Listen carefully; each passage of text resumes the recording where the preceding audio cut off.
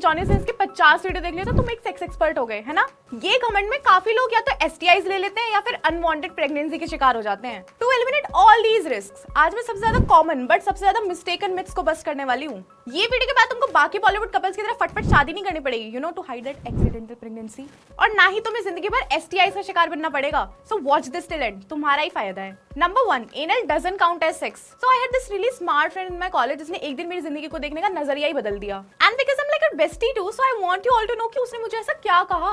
उसने मुझे बताया बिकॉज़ वो शादी से पहले अपनी वर्जिनिटी लूज नहीं करना चाहती and really wants to save herself for marriage. वो अपने पार्टनर के साथ सिर्फ एनल सेक्स करती थी, पेनिट्रेटिव सेक्स नहीं, as in she doesn't get her vagina involved in all this impure business. So इस लॉजिक से वो टेक्निकली वर्जिन है। या राइट, मेरा भी सुनने के बाद बिल्कुल ऐसा ही फेस था जैसे तुम लोगों का है। और जिन महापुरुषों को ये लगता है कि मेरी फ्रेंड ने जो बात कही थी वो सही थी, so let me break this to you, it's not. Sex के बहुत सारे टाइप्स होते हैं, जैसे vaginal, dry humping, oral, anal, and हम किसी भी तरीके से इन सारे टाइप्स को रैंक नहीं कर सकते that how full of sex they are. And in fact for people who identify as gay, उनके लिए तो एनल सेक्स ही सेक्स होता है। इवन इफ हम होमोसेक्सुअलिटी की बात ना करें, देयर आर हेटेरोसेक्सुअल्स जिनको एनल सेक्स से भी उतना प्लेजर मिलता है जितना वजाइनल सेक्स से। तो अगर तुम भी सोचते हो इस टेक्निकलिटी को ब्रेक करने का, तो don't. If not done properly, ये टाइप का sex would lead to infection, pain, even internal bleeding। तो ध्यान रखना, ऐसे व्हाट्सएप यूनिवर्सिटी वाले दोस्तों की बात तो बिल्कुल मत मानना। ये चैनल सेक्स एजुकेशन के बारे में है और सेक्स का नाम लेते ही हमें एक इन्फ्लुएंसर की याद आती है। तुम्हें याद है कैसे स्कूल और कॉलेज में जब तुम्हारे फेस पे पिंपल होते थे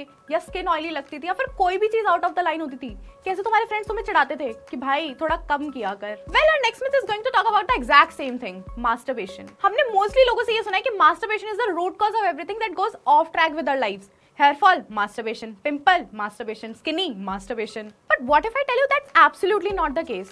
उल्टा मास्टरबेशन तुमको बेड में और ज्यादा अच्छा बना सकता है। तुम जानने की कोशिश करते हो as to what brings you more pleasure and calm and what not, जिसकी वजह से इट्स नेचुरल कि तुम अपनी बॉडी को एक्सप्लोर करते हो। प्लस ये तुम्हें अच्छा पार्टनर बनने में भी हेल्प करता है। Because of masturbation and solo sessions तुम समझ पाते हो on how you like to be touched and turn on. अगर तुम्हें खुद ही नहीं पता कि तुम्हें बेड पे क्या पसंद है और तुम कैसे टर्न ऑन होते हो, तो तुम अपने पार्टनर से कैसे एक्सपेक्ट कर सकते हो कि 5 मिनट में ही फिनिश कर दे। इट्स लाइक तुम किसी को गाड़ी सिखा रहे हो और तुम्हें खुद ही गाड़ी चलानी नहीं आती, और अगर वो बंदा ठोक दे तो तुम उसी पे ब्लेम डाल दोगे। इसके अलावा मास्टरबेशन तुमको लाइट हेडेड और डिस्ट्रेस करने में भी हेल्प करता है, just like how sex does. इसका मतलब ये नहीं कि तुम दिन भर ही मास्टरबेशन करने में लगे रहो, इसकी वजह से लाइफ और टाइम दोनों ही बर्बाद होंगे। रिमेंबर, कोई भी चीज जब तक लिमिट में की जाए तब तक ही अच्छी है। Once a week sounds a good deal to have. Number 3, penetration equals guaranteed orgasm. कभी कभी कुछ बातें सुनकर समझ नहीं आता कि सामने वाले के लिए दुख मनाऊं या उसे चाटा मारूं। जैसे कि ये मिथ, पॉर्न ने हमारे दिमाग में ये नोशन डाल दिया है कि अगर हम पेनिट्रेटिव सेक्स करेंगे तो ही हमें ऑर्गेज्म होगा। दिक्कत ये है कि पॉर्न में टाइम ड्यूरेशन ज्यादा होती है as compare to the reality, तो दोनों को तो ऑर्गेज्म होने से रहा।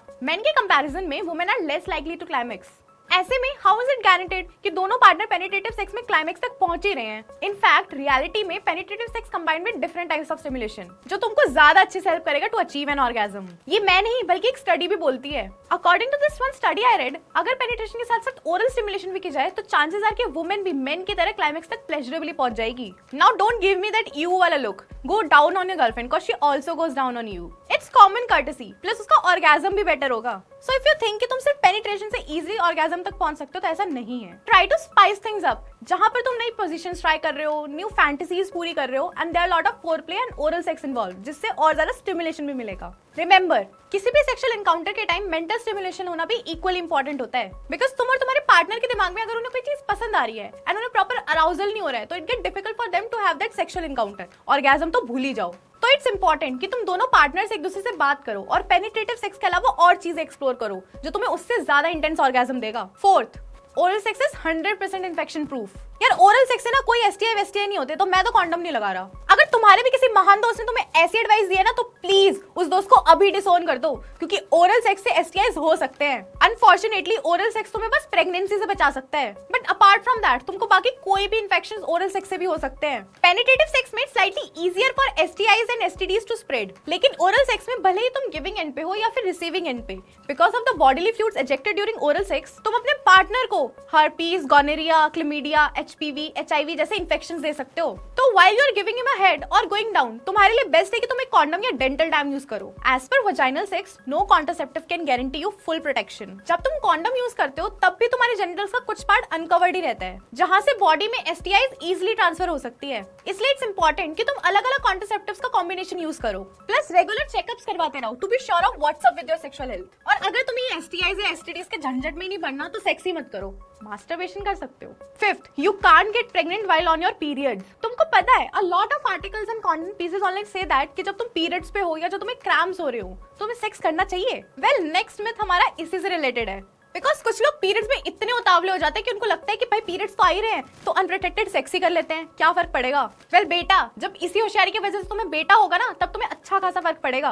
वैसे आज तक इस पे कोई ठोस रिसर्च नहीं की गई है, बट दैट डजंट मीन कि पीरियड्स के आते ही तुम कॉन्डम का पैकेट भूल जाओ। रुको सब, मैं बताती हूँ। तो ऐसा कहा जाता है कि पीरियड्स के टाइम पे women are the least fertile, लेकिन ये लीस्ट फर्टिलिटी भी उनके मेंस्ट्रुअल साइकिल पे डिपेंड करती है। वुमेन में पीक फर्टिलिटी ओव्यूलेशन के टाइम पे होती है, जो पीरियड स्टार्ट होने से पहले अप्रोक्सीमेटली 12 से 16 दिन पहले स्टार्ट होती है। ओव्यूलेशन के टाइम ओवरीज फ्रेश एग्स और ओव्यूल प्रोड्यूस करके रिलीज करती है। अब मेजॉरिटी मेंस्ट्रुअल साइकिल 28 डेज का होता है, बट कुछ menstrual cycle can be as short as 21 days, जिसकी वजह से पूरा ओव्यूलेशन फेज डिफरेंट हो जाता है। और स्पर्म जेनिटल ट्रैक्ट में 5 डेज तक और कुछ रेयर केसेस में 7 डेज तक भी रह सकता है। तो अगर तुम ये सोच रहे हो कि तुम पीरियड्स के टाइम अनप्रोटेक्टेड सेक्स करोगे तो दिस वुड मीन कि तुम्हारा स्पर्म तुम्हारी पार्टनर के जेनिटल ट्रैक्ट में इतने टाइम तक तो रह ही जाएगा जिसमें वो उनके पीक फर्टाइल स्टेज यानी ओव्यूलेशन से टकरा जाए और वो प्रेग्नेंट हो जाए। नहीं भरोसा हम पे तो कर लो फिर खुद ट्राई, फिर रोते हुए हमारे पास मत आना। अगर हम प्रेगनेंसी को भी पिक्चर में ना लें, फिर भी बिना प्रोटेक्शन के सेक्स करना मतलब तुम अपने पार्टनर को STIs, STDs या अदर इन्फेक्शन होने के रिस्क में डाल रहे हो, बिकॉज पीरियड्स के टाइम पर हार्मोनल चेंजेस सबसे ज्यादा होते हैं और ये इन्फेक्शन का इतना रिस्क हो सकता है कि तुम अगली बार सेक्स